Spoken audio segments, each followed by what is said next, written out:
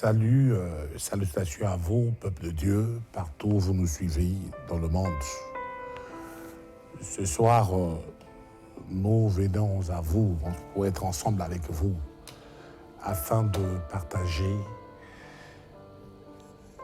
la parole de Dieu, afin de partager les profondeurs de la doctrine biblique. Vous savez, à chaque fois que nous venons partager des profondeurs, comme le nom le dit, chers enfants de Dieu, vous savez vous-même que la présence de Dieu est là. Et cette présence nous bénit. Je la sens avec moi, cette présence. J'aimerais que vous puissiez aussi la sentir avec vous, là-bas où vous êtes. Vous savez ce que j'aime chez notre Dieu? C'est parce qu'il n'est pas comme les autres dieux des voisins. Permettez-moi le terme, quand je dis les dieux des voisins, vous comprenez par là, je parle des faux dieux. Des faux dieux. Bien aimé, que personne ne vous trompe. Au dehors du Dieu d'Abraham, alléluia, Dieu d'Isaac et le Dieu d'Israël, il n'y a pas un autre Dieu. Je le dis haut et fort. L'histoire nous en témoigne. Il n'y a pas un autre Dieu. Il n'y a qu'un seul. Au dehors de ce Dieu-là, le reste, ce sont des faux dieux.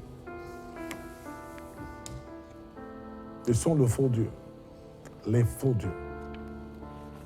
Et je vous apporte ce vrai Dieu. Et je suis persuadé, je suis convaincu que ce Dieu-là, quand je l'apporte, je le sens dans mon cœur. Comment mon cœur bouillonne. C'est comme ça que je sens sa présence. Puisque c'est lui qui m'envoie, que si tu me suis avec foi, abnégation, ce Dieu te touche. Je vais te faire expérimenter quelque chose. Si tu vis ce que je veux réellement te faire expérimenter tout de suite, prends l'adresse. Si tu as la foi, bien sûr. Tu vas constater ces signes et ce qui sortira de moi. Appelle-moi. Et je pourrai te orienter, te montrer le vrai chemin du Seigneur. Qu'est-ce que je veux expérimenter en direct avec toi à la télé pendant que tu me suis? Je veux dire ceci. Que si le Dieu d'Abraham, le Dieu d'Isaac, le Dieu de Jacob est Dieu. Alléluia. Et si c'est lui qui m'a mandaté et que je ne viens pas ici pour faire mon apologie ou de la figuration, si c'est lui le Dieu d'Israël, écoute-moi bien, qui est Dieu et c'est lui le créateur du ciel et de la terre.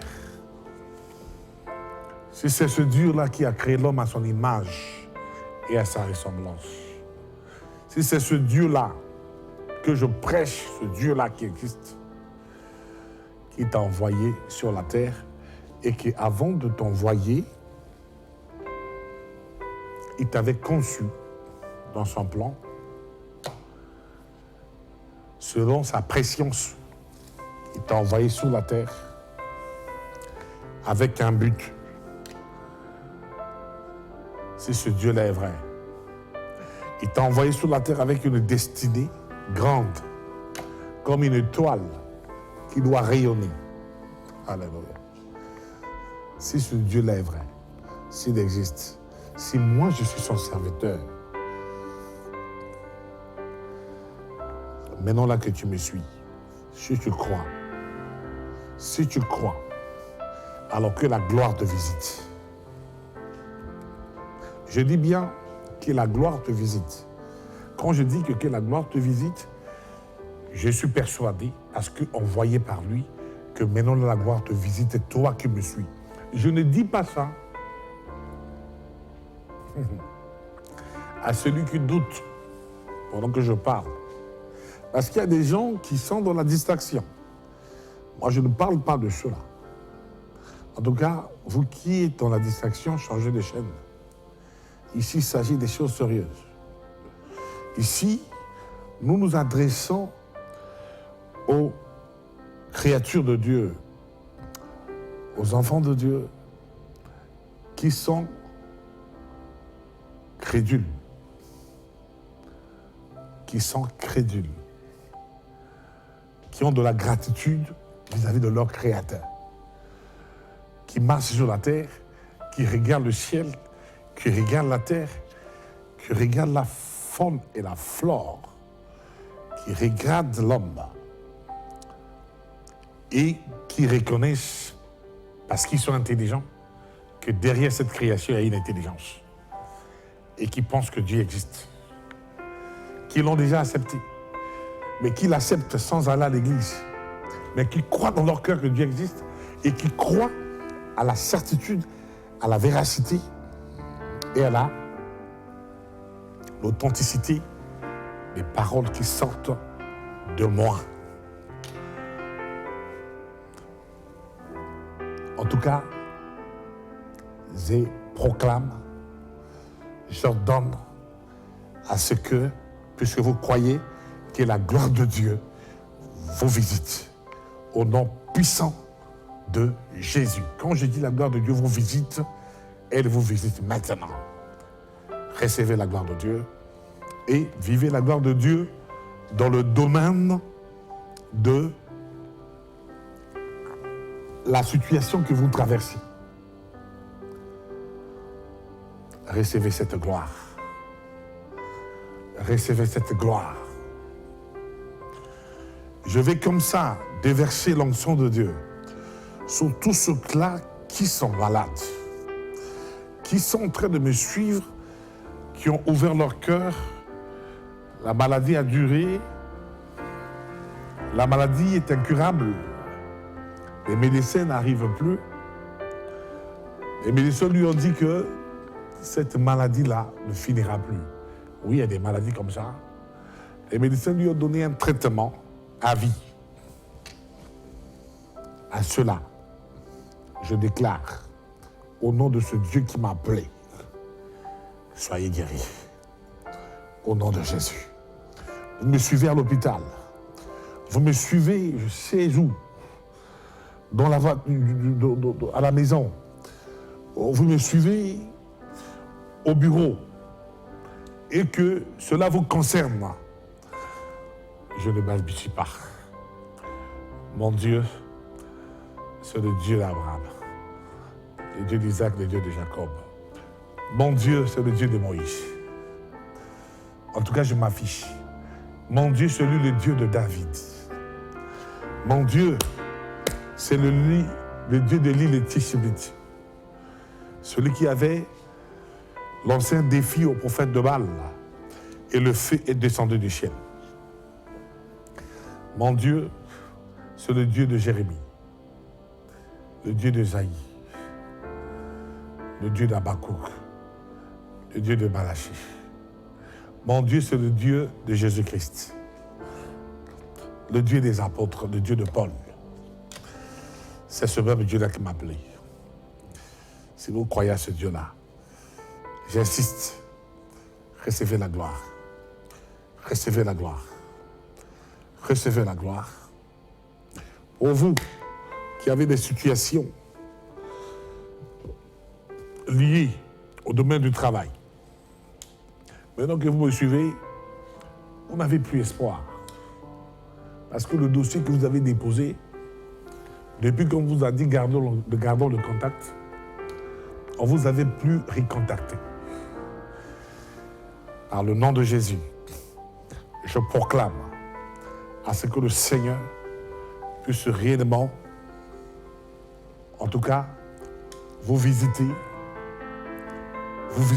dans le domaine de l'emploi et que ce dossier soit retrouvé, ces dossiers soient revus et que votre situation de travail soit restaurée parce que vous devez travailler. Ceux-là qui, au travail, bien qu'ils travaillent, mais ils sont arrivés à un moment donné que le salaire ne passe pas. Comment le salaire ne doit pas passer? Pendant que la Bible dit que l'homme ne vivait que par la sueur de son front. Vous avez travaillé, vous avez transpiré et que le salaire ne passe pas. Ça, ce n'est pas de la volonté de Dieu. Ce n'est pas de la volonté de Dieu. Dieu a créé l'homme dans le jardin d'Éden dans toute la perfection possible, dans tout le bonheur possible. Ça, ce n'est pas de la volonté de Dieu. Puisque vous croyez à cet homme qui est mandaté pour te présenter le Dieu des cieux, le vrai Dieu. Aujourd'hui, parce que tu me suis avec foi, que toute la session de ton travail soit débloquée. Que Dieu puisse arrêter ce contrat-là actuel et qui te donne un autre contrat dans une autre entreprise, qui te donne un autre travail, qui te paiera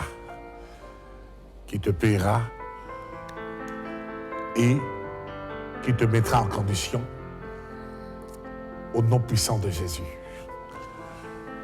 Je vais prier pour les étudiants qui me suivent. Vous qui avez besoin des bourses d'études, vous qui avez fait un examen, vous qui attendez dans la palpitation de cœur, je vous dis de croire et d'être tranquille. Parce que la correction se fera sous l'œil vigilant du Seigneur. Et je demande la faveur du ciel. Et que cette faveur se déverse sur vous, sur vos études, votre examen, sur vos sessions que vous venez de faire d'examen. Au nom puissant de Jésus, que les choses se passent bien et que le ciel fasse tomber sa faveur sur vous et que votre devoir de l'école puisse s'ouvrir. Que les parents trouvent les moyens de pouvoir vous payer les études dans les grandes écoles de ce monde.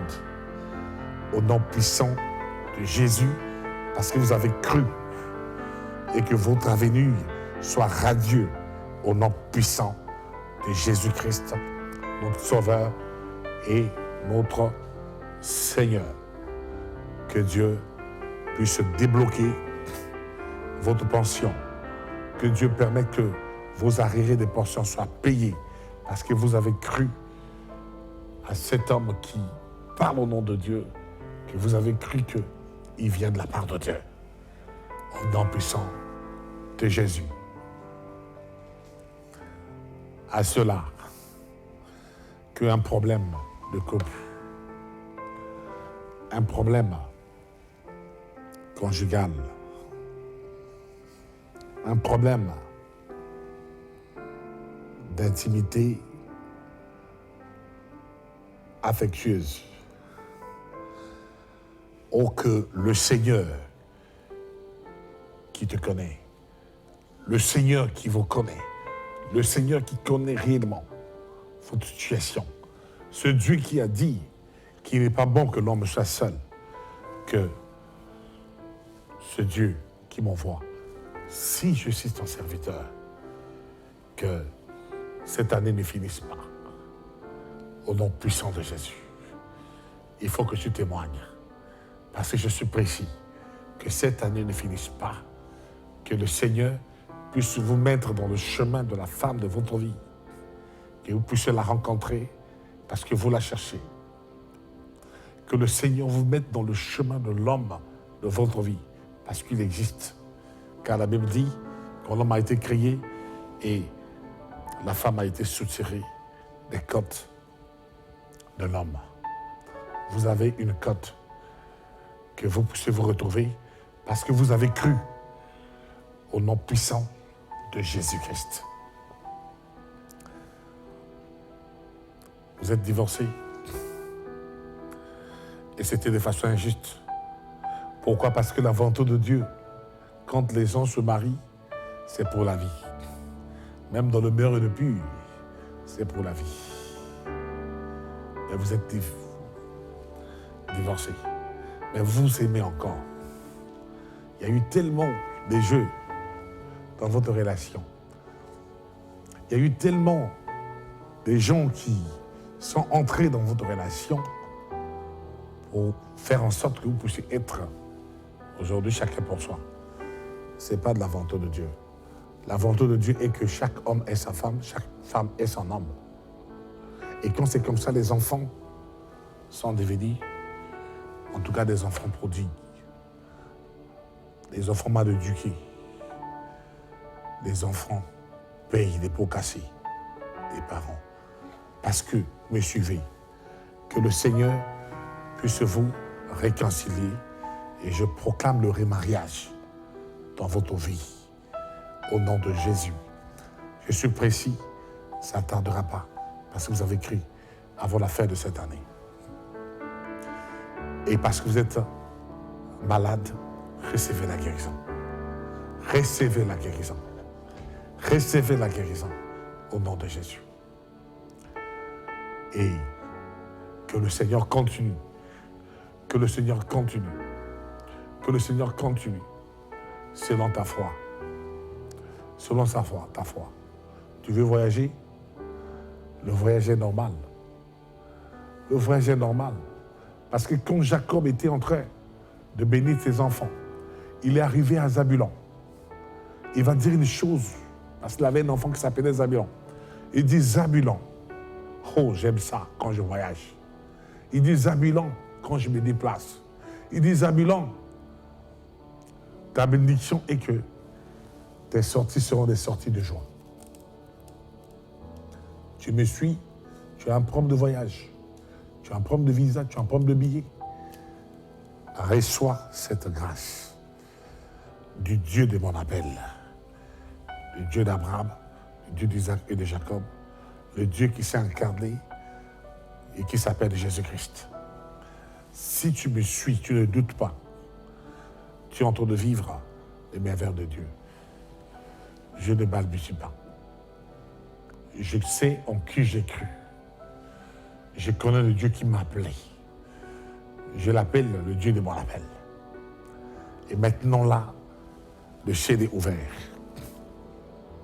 Il m'a envoyé, il m'a dit, tout ce que tu vas déclarer va s'accomplir.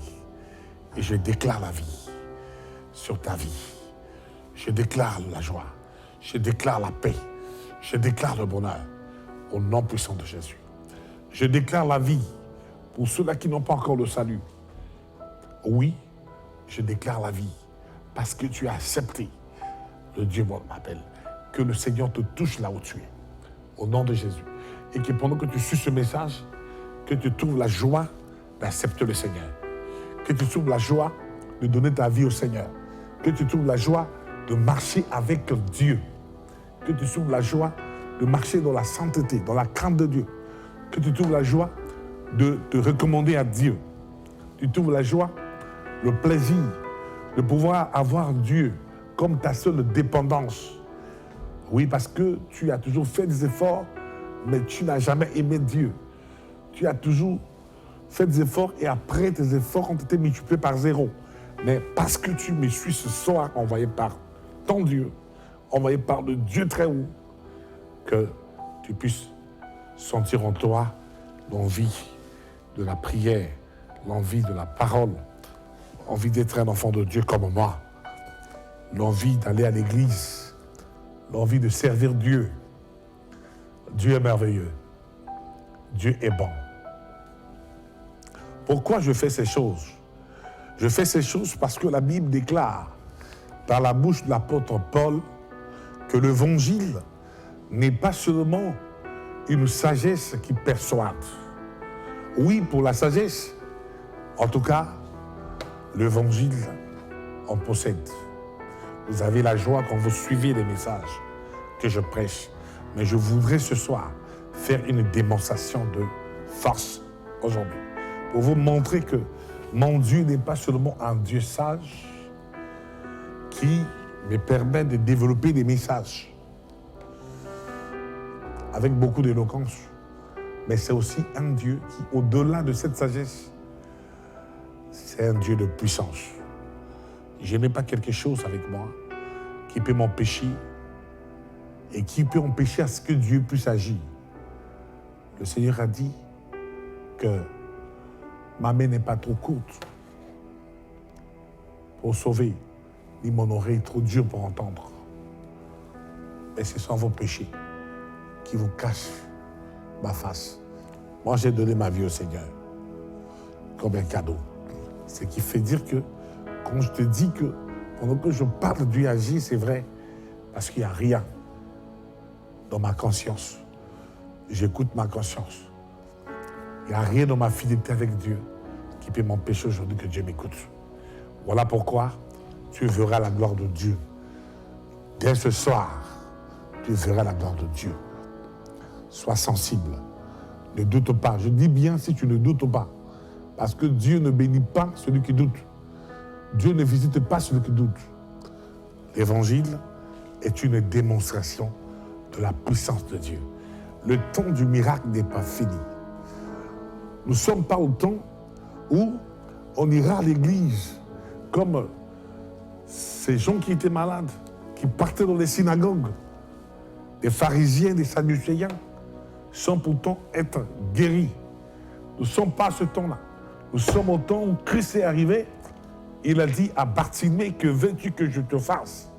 Bartimée a dit, je veux voir. Et Bartimée a recouvert la vue. Nous sommes au temps où le Seigneur a dit à la famille de Lazare que si vous croyez, vous verrez la gloire de Dieu. Oui, c'est ce côté-là que je suis venu ce soir pour que notre évangile soit corroboré. Notre évangile puisse avoir des assises. Si tu n'es pas béni ce soir par rapport à cette séquence, cher bien-aimé, ça c'est pas moi, c'est toi. Parce que la Bible dit, si tu crois, tu verras la gloire de Dieu. Nous sommes au temps où Jésus-Christ est venu. La Bible dit que cette femme qui avait la perte de sang, qui est partie voir les médecins, partout il est parti voir, aucun médecin n'a pu la guérir. Je ne minimise pas la science et tous les efforts que la médecine fait, loin de là. Mais je vais dire qu'il y a des moments parfois, les médecins le savent, l'homme et sa sagesse s'arrêtent. Et la Bible dit que quand l'homme s'arrête, ce n'est pas un mal en soi, parce que l'homme reste l'homme. Mais c'est alors là que commence la divinité. C'est là que commence Dieu. Voilà pourquoi je dis, nous sommes à ce temps-là où il faut que la puissance se déploie. Il faut que la puissance de Dieu se déploie. Tu as un cœur brisé. Tu crois que le Seigneur puisse te donner la consolation. Tu as perdu un être cher. Tu es dans la dépression. Tu es déprimé. Oh, que mon Dieu qui m'envoie ce soir puisse toucher ton cœur. Si tu crois, tu sentiras une main qui touche ton cœur et tu verras que cette blessure qui ne finit jamais va commencer à se cicatriser. Et tes larmes ne seront pas essuyées, mais tes larmes seront séchées à la source. Parce que le Saint-Esprit te visite pour réellement le faire. Je crois au mandat céleste. Je crois que pendant que je parle, la Bible qui me dit tout ce que tu liras sur la terre sera lu au ciel. Voilà pourquoi. Et la Bible même dit tout ce que tu délieras sur la terre sera lu au ciel. C'est délié au ciel. Je viens délier et que le ciel s'ouvre et que les portes du ciel s'ouvrent pour toi qui me suis et que la gloire de Dieu te visite. Je sais ce que je dis. Quand je dis que si le Dieu d'Abraham, le Dieu d'Isaac, le Dieu d'Israël est Dieu, si je dis ça, si je dis que l'on sache que je suis aussi son serviteur. Si je dis ça, c'est pas que je suis incrédule, que je ne crois pas en Dieu. Non. C'est pas que je doute de mon appel. Non. Au contraire. Au contraire. Je mets le Dieu de mon appel à défi. Et je sais que quand j'arrive sur ce point, rien ne rate. Je ne te mens pas. Rien ne rate. Mon Dieu s'est levé du haut de son trône. Il est debout. L'ange de l'Éternel est là avec toi. Crois seulement. Tu verras la gloire de Dieu. Crois seulement. Crois seulement. Oui, le Seigneur me dit de dire à une personne qui est poursuivie sans cause, une personne qui a aidé les gens, qui a fait du bien aux gens, mais ce que les gens ont trouvé à lui rendre, c'est la monnaie de singe. Les gens ont été ingrats vis-à-vis de cette personne. Ingrats, allant jusqu'à la poursuivre pour demander sa mort, pour l'exterminer. Oui, tu es en train de me suivre. Si tu crois, je fais lever l'Éternel pour ta vie. Je lui fais le relever comme le Dieu de vengeance. Oui, parce que la vengeance appartient à Dieu. Il dit, à moi la vengeance, à moi la rétribution. Et je vais donner à cette personne d'aller lire ce verset. Reste là, suis-moi, prends la Bible, prends le verset que je te donne. Alléluia. Va dans les psaumes. Je crois bien que oui. Alléluia.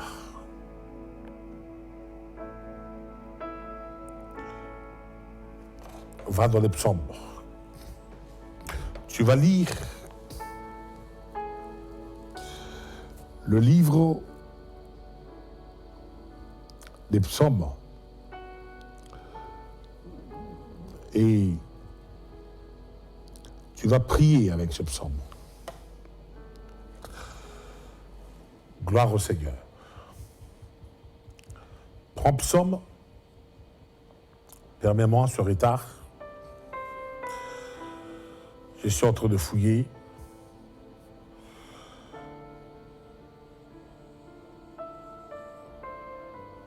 Prends psaume 50. J'ai lu notre Seigneur. Des sillons parfaits en bonté, du resplendit, qu'il vienne à notre Dieu, qu'il cesse de se taire. Devant lui, un feu dévorant, autour de lui, c'est l'ouragan. Le ciel en haut, il convoque aussi la terre. Il vient juger son peuple. Prends ce psaume.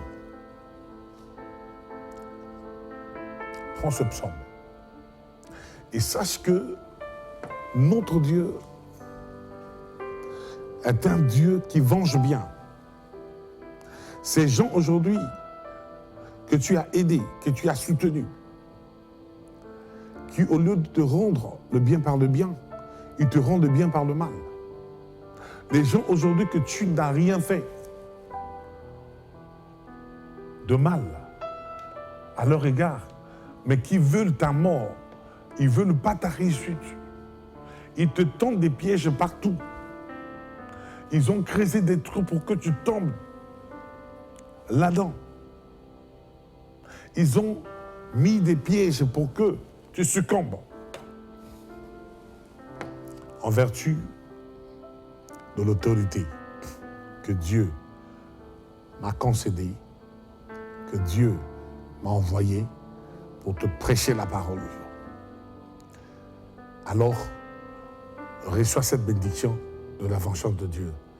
Que ce Dieu-là se lève. Parce qu'aucun homme n'a le droit de poursuivre un autre homme, de mettre un terme à la vie d'un autre homme. Et là, tu es victime.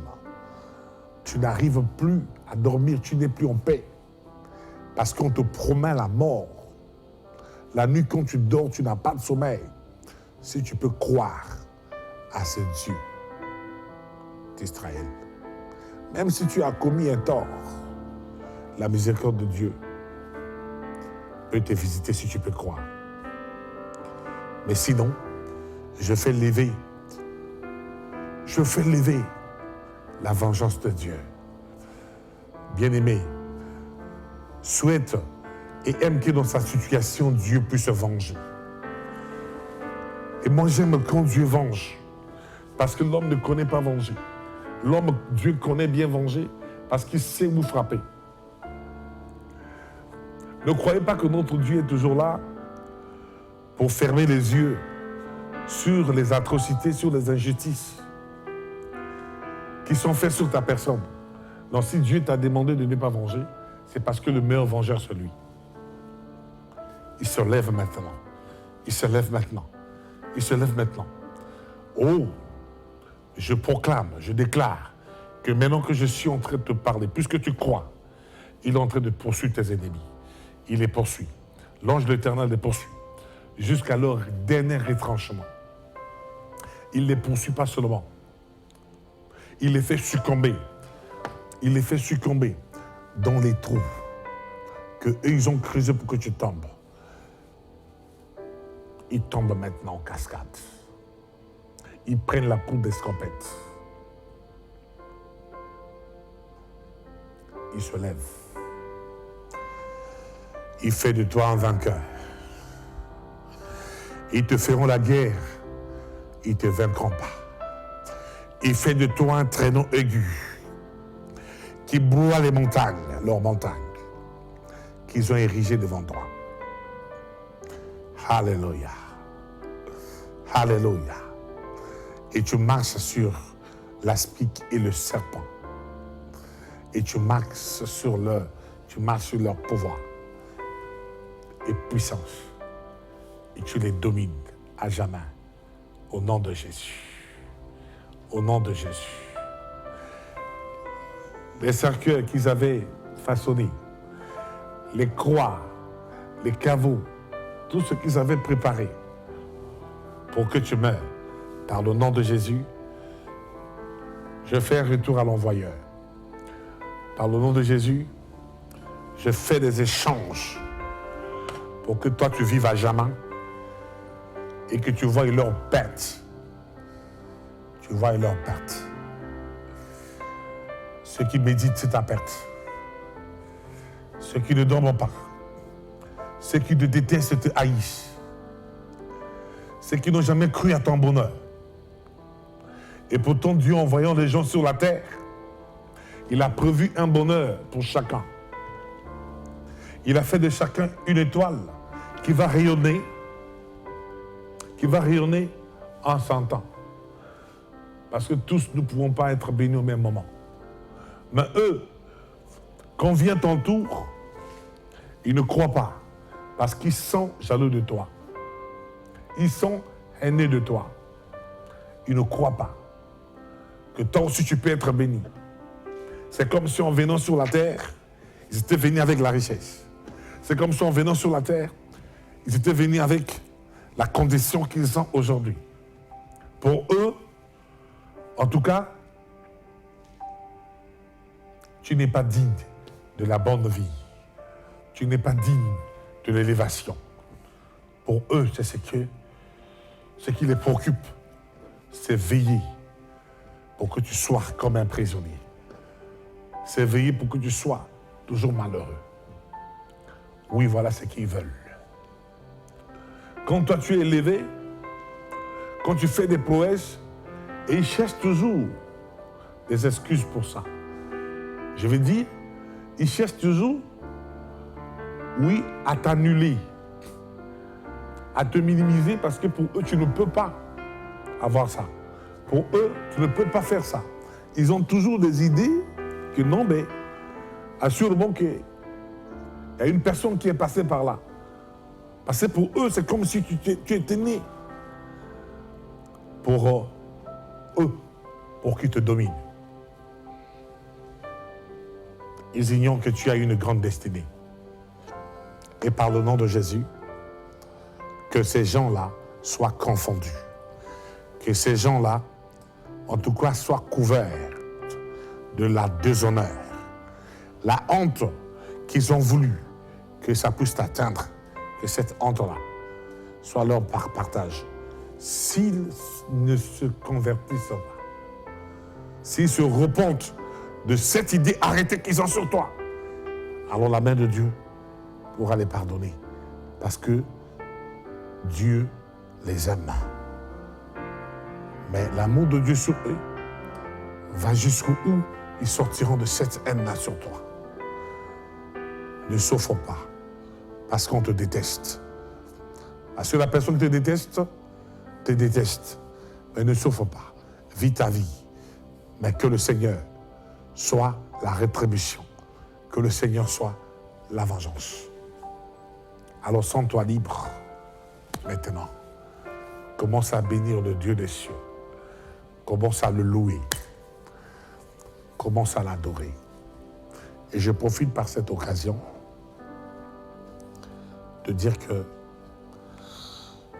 si tu n'as pas une église pour prier, je vais parler aux sans église. En tout cas, pour ce qui concerne votre salut, je n'ai pas honte. Je vous invite à venir prier avec moi.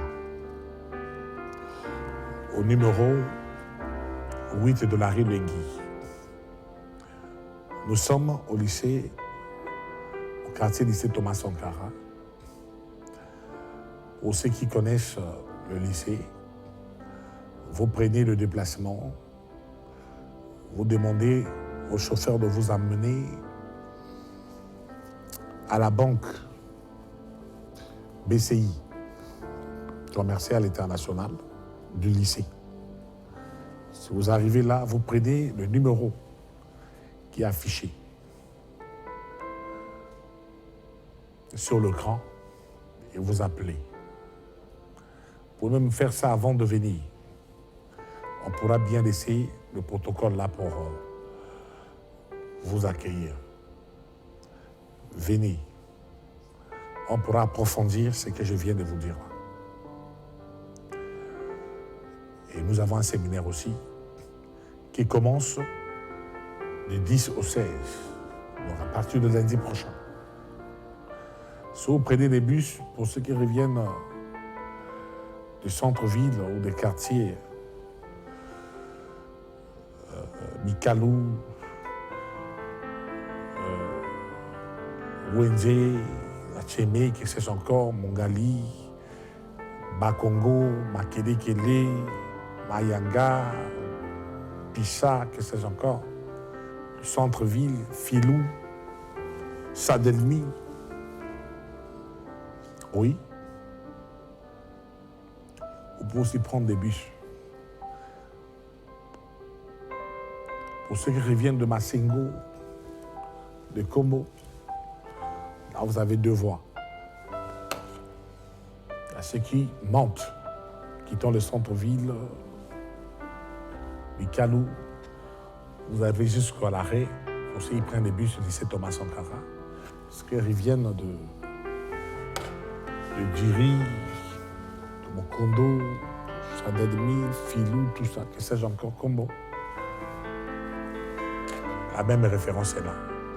La rue Lengui, c'est l'adresse numéro 8. Le numéro est là. Et nous avons un séminaire qui s'intitule, qui a pour thème